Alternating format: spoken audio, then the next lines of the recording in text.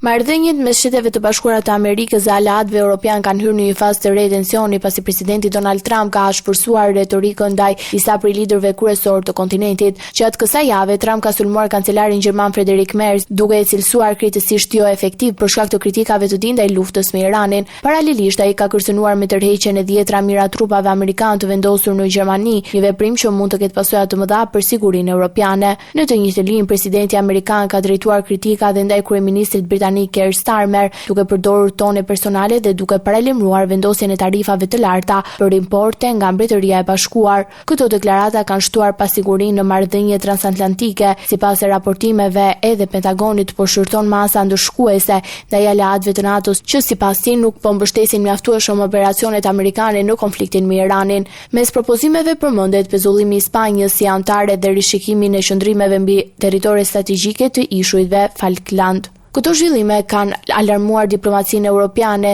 ku burimet diplomatike flasin për një klim të pasigurt dhe të parashikueshme.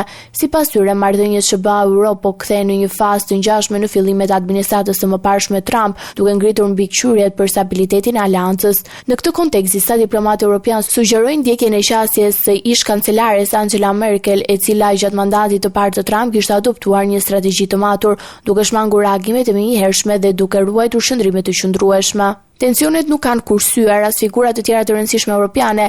Edhe sekretari i përgjithshëm i NATO-s Mark Rutte është përballur me kritika nga Trump gjatë një takimi në Shtëpinë e Bardhë, po ashtu presidenti amerikan ka shprehur pakënaqësi dhe ndaj ish-kryeministres italiane Giorgia Meloni pas kritikave të saj për luftën në Iran. Në tërësi, zhvillimet e fundit tregojnë për një përkeqësim të dukshëm të marrëdhënieve transatlantike, duke rritur pasigurinë për bashkëpunim strategjik mes SBA-s dhe Europës në një moment të ndjeshëm për sigurinë globale.